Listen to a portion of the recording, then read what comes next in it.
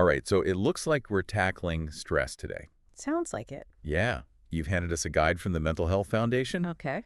and an article from Mental Healthy FIT, Mm-hmm. both promising practical advice on how to manage stress. Right. So let's just dive right in and try to understand Right. what stress really is, how it messes with us, Yeah, and most importantly, what we can actually do about it. absolutely. Huh. I'm ready. Okay. It's fascinating how both these sources really emphasize that stress is more than just a feeling. Right. It's a biological response. Okay. Like a full system alert when you feel overwhelmed or like things are spinning out of control. That's interesting because we often think of stress as something purely psychological, Right. but you're saying it has a real physical impact on our bodies. Yeah, think of it this way. Your body reacts to stress by releasing hormones like cortisol and adrenaline. Oh, wow. And these hormones trigger the fight or flight response, Okay. which was super helpful for our ancestors facing, say, a saber-toothed tiger. Right. But today, we're constantly bombarded with stressors big and small. Yeah. So our bodies are kind of stuck in this heightened state. So it's like our internal alarm system's going haywire. Exactly. And if that alarm keeps blaring, it starts to take a toll. Right. The Mental Health Foundation compares it to carrying a heavy backpack. Mm-hmm. You might not notice the strain at first, but over time, it wears you down. That makes sense. Yeah. So what does this wear and tear actually look like in our everyday lives? Right. I mean, how do we know if stress is really messing with us? Well, the sources list some common red flags. Okay. Things like headaches and muscle tension are pretty obvious signs, Yeah. but stress can also show up in sneakier ways, Okay. like changes in your sleep patterns, difficulty focusing, or even sudden shifts in your appetite. Oh, I've definitely noticed that when I'm stressed, I either completely lose my appetite Yeah. or crave all the junk food. That's a classic stress response. And this is where self-awareness becomes so important, something Mental Healthy FIT really emphasizes. It's about connecting the dots between how you're feeling and what's happening in your life. Uh-huh. Sometimes we don't even realize how stressed we are until we start paying attention to these subtle cues. So it's like being a detective in your own life, figuring out what's setting off those stress alarms. Precisely. Okay. Once you identify those triggers, you can start figuring out how to manage them. So let's talk about some of the usual suspects behind stress. Okay. Both sources highlight some pretty common themes, right? Yes, and it's interesting to see how they overlap. Yeah. Relationships, for example, are a huge source of stress for many people. We're talking family dynamics, arguments, breakups, even positive changes like getting married or having a baby can trigger stress I see. because they disrupt our routines and require adjustments. That makes sense. Change, even good change can be unsettling. Exactly. Yeah. And then there's the never-ending saga of work-life balance, Right. or rather the lack thereof. Yeah. Feeling overworked, having little control over your schedule, facing job insecurity. Mhm. These are all major stressors that can leave you feeling drained and overwhelmed. Especially with technology blurring the lines between work and personal life, Yeah. it's hard to truly switch off. You're right. It's like we're always on, Yeah. which can lead to chronic stress. Right. And let's not forget about financial worries. Oh, yeah. The Mental Health Foundation points out how debt, particularly with the rising cost of living, is a huge source of anxiety for many people. It's like a constant weight on your shoulders. Right? It's interesting how the sources point to these universal stressors, Yeah, but I'm guessing everyone experiences them differently. absolutely. What might be a huge trigger for one person could be a minor annoyance for someone else, right? Absolutely. That's why simply knowing these common stressors isn't enough. Right. It's crucial to dig deeper and identify what specifically triggers your stress response. So what I'm hearing is that self-awareness is key. We need to figure out what our personal stress signals are and what sets them off. Exactly. But then what Right. do we actually do about it? Yeah. That's what I'm really curious to unpack next. Okay. Okay, so we've identified some of those sneaky stress triggers lurking in our lives. Right. But now comes the big question. Yeah. How do we actually manage this stress beast? Yeah. It feels like both sources are packed with tips, Right. which is a little overwhelming in itself. It can definitely feel like information overload, Yeah. but I think that's where the value of this deep dive comes in. Okay. We can sift through all the advice and highlight what's most relevant. That makes me feel better. Good. So where do we even begin? Well, the Mental Health Foundation offers a really great analogy. Okay. They talk about stress management as a toolbox. Okay. You don't need to use every tool for every situation. Uh-huh. Instead, you pick and choose what works best for you at any given moment. I like that. A toolbox for your mind. Right. So what kind of tools are we talking about? Well, one of the simplest yet most powerful tools is movement. Okay. We touched on the fight or flight response earlier, Right. and exercise is a great way to release that pent-up energy. Mm. The Mental Health Foundation points out that even a brisk walk can make a difference Yeah.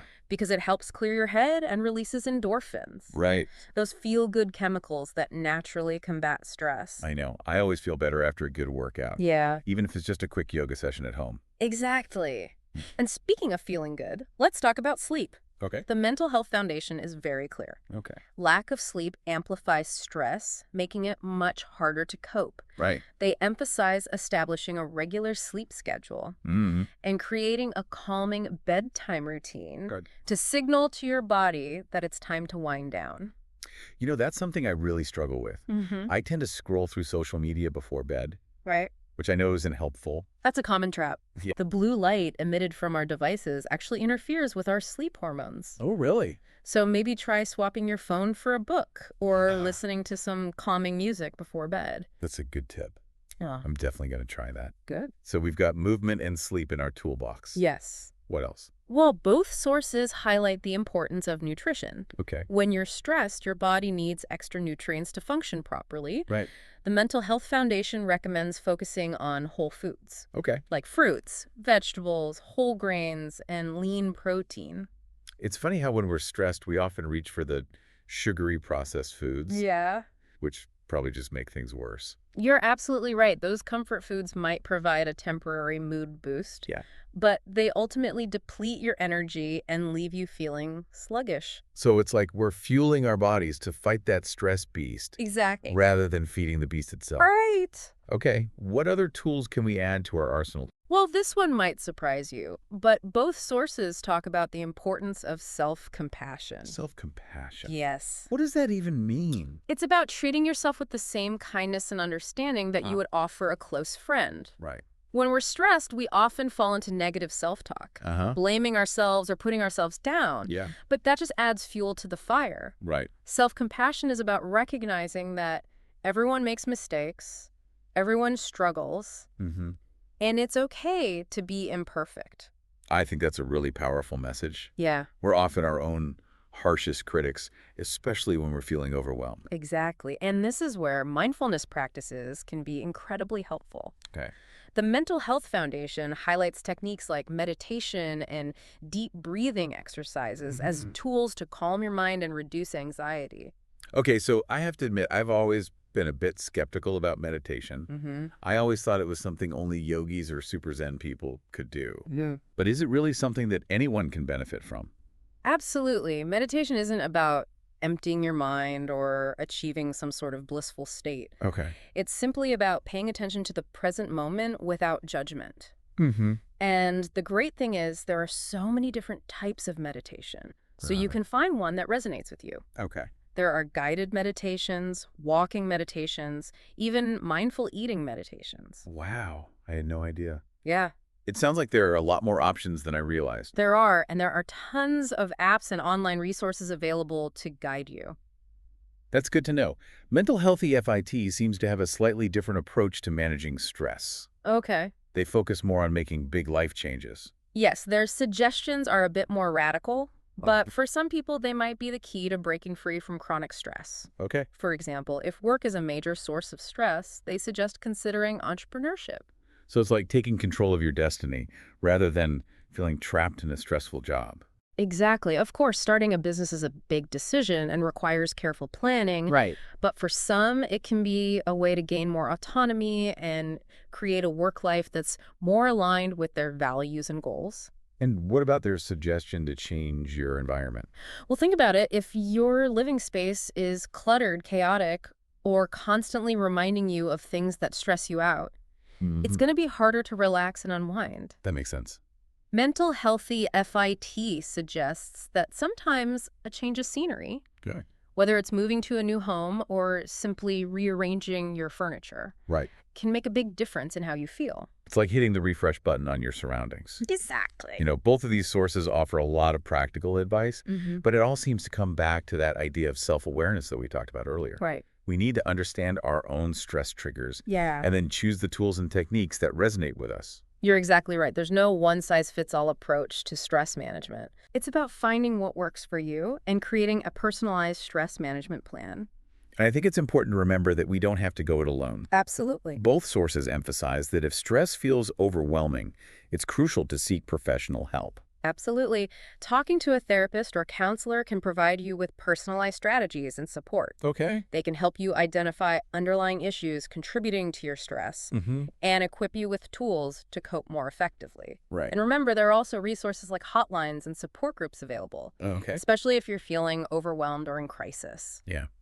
It's so important to remember that asking for help Right. is a sign of strength, not weakness. Absolutely. We've covered a lot of ground in this deep dive, We have. from the science of stress to practical tips and even the importance of mindset. I'm curious, what's resonated most with you so far? Yeah. What stands out as particularly helpful or maybe even surprising? I think what I'm taking away from this is that managing stress is an ongoing process. Right. It's not about achieving some perfect state of zen, but rather about equipping ourselves with the tools and knowledge Yeah. to navigate those inevitable ups and downs. I completely agree. It's about building resilience both physically and mentally. Mm-hmm. And remember, progress, not perfection, is the key. Yeah. Start with small, manageable changes and be patient with yourself.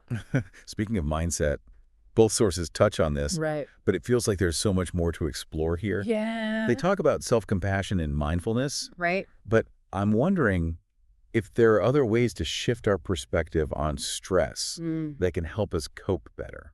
That's a fantastic point, and it's something we could spend a whole other deep dive exploring. Fine. But just to give you a little taste, there's a concept called cognitive reframing. Okay. It's about challenging those negative thought patterns that often accompany stress Yeah. and consciously choosing to view situations from a more positive or balanced perspective. So it's like we're changing the narrative in our heads.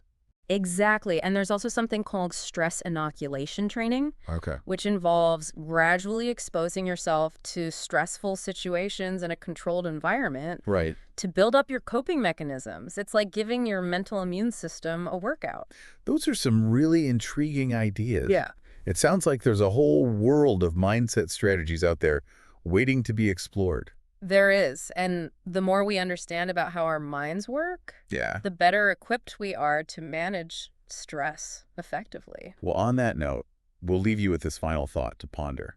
Okay. How can you change your perspective on stress to make it a less daunting beast Right. and more of a manageable challenge? Remember, stress is a part of life. Yeah, It's how we respond to it that makes all the difference. absolutely. Keep learning, keep experimenting, and keep taking care of yourself. Thanks for joining us on this deep dive into the fascinating world of stress management. It was my pleasure. We hope you've gained some valuable insights and feel empowered to tackle stress head on. Until next time.